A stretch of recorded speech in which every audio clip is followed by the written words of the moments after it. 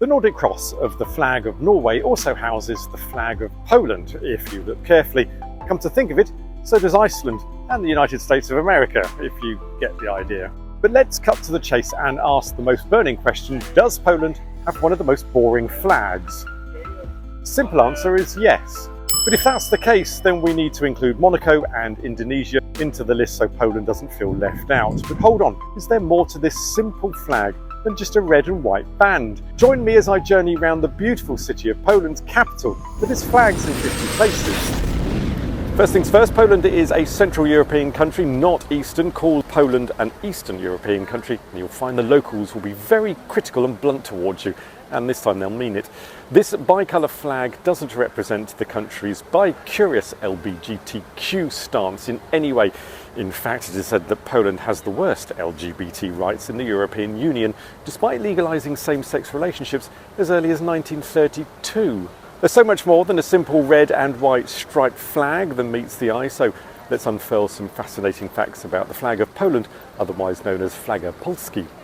First up, a bit of history. Poland's flag as we know it today was officially adopted on the 1st of August 1919, shortly after Poland regained independence following World War I. But Poland's history is much older, and so are its flags. Before this simple yet allegedly powerful design, Poland had several flags throughout its past, some featuring the iconic white eagle on a red field, others influenced by various ruling dynasties. For instance, back in the 9th century, during the Piast dynasty, the flag, or the stanica, was essentially a red banner with a white eagle. This eagle, a symbol of strength and resilience, is a recurring theme in Polish heraldry, but I'll come back to that shortly. This flag was called the Harungiv.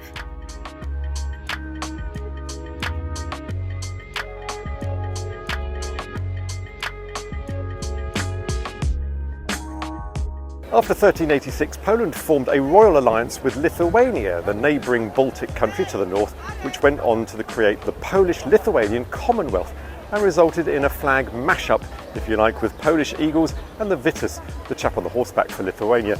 They came with this rather ridiculously busy banner, which also incorporated Swedish elements depending on which royal was on the throne at the time. Anyway, more about the Vitus horsemen later. So what about the eagle? Where did it come from? Well, according to legend, the white eagle emblem originated when Poland's legendary founder Lech saw a white eagle's nest. When he saw the bird of prey, a ray of sunshine from the red setting sun fell on its wings, so they appeared tipped with gold. Lech was amazed at the sight that he decided to settle here and placed the eagle on his emblem. He named that place Gniezno, currently Gniezno, from the Polish word Gniezdo, meaning nest. This is where the aforementioned Piast dynasty took the design. While the red and white originated from the white eagle on a red shield, the white for Poland stands for nobility and spiritual purity, while red symbolises fire and blood. What does cause a few issues is the shade of red, but unlike some flags, this was eventually authorised in a presidential decree on the 13th of December 1927, which stipulated that the red is vermilion, a brilliant word in my opinion. And to be nerdy about such things, the official ratio is a rather fun fact because it's a 5:8 ratio, which is also shared by just 4 other countries. You're welcome. While travelling around Warsaw, Poland's capital city, I've noticed a couple of additions. Firstly, their buses are all red and yellow, and a mermaid. But what's the connection here? Well, first off, Warsaw has a city flag and it's almost identical to its national flag. A complete opposite to, say, the flag of Finland and its capital, Helsinki. Anyway, Warsaw has this simple red and yellow bi-flag, which is where the public transport gets its livery colour scheme from. But why these two colours? This is where the mermaid comes into it. Since 1622, the Warsaw arms have been rendered as a sword-wielding mermaid. Here she is behind me, representing Melusa from the river Vista, who in legend led Duke Bolso II of Morsova to this very site and ordered him to build this very city in about 1294. The origin of the legendary figure is not fully known. The city's motto is appropriately, "It defies the storms." Before this, in 1390, the mermaid was this weird amalgamation of half man, half dragon, but at some point he swapped sexes and changed from half dragon to half fish. So Warsaw's emblem is of the oldest trans character of all time. Now there's forward thinking of LGBTQ. Back to the national flag, you might think that the current flag is straightforward, but there's also a twist. Poland actually has two official flags. The first is the national flag, our simple white and red bicolour, but then there's the state flag, which has the same white and red design, but features the national coat of arms, the white eagle right in the middle of the white stripe. Don't be fooled by the crown. Poland isn't a kingdom, there's no royal family here, but after its communist days of mid-1940s to 1990, the crown was returned, but this time to symbolise statehood and sovereignty. Poland has three national animals, just to be greedy: the white-tailed eagle, I guess because it appears on the coat of arms, a white stork, and a European bison. Imagine, if you will, what the state flag would look like if either of the stork or the bison were on it. I think there's something to be going on with there. I'll be interested to hear your thoughts about what animal you think wears the flag best in your comments below.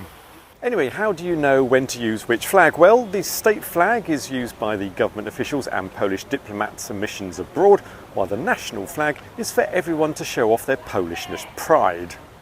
And if you thought it was the end of flag fun, think again. When it comes to Poland's naval ships, things get even more interesting. The naval ensign is a variant of the state flag, but with this swallowtail shape. Love swallowtails. It's used exclusively by the Polish naval vessels, a true symbol of the nation's maritime sovereignty. And let's not forget the presidential standard, a ridiculously over-the-top flag that represents the Polish president.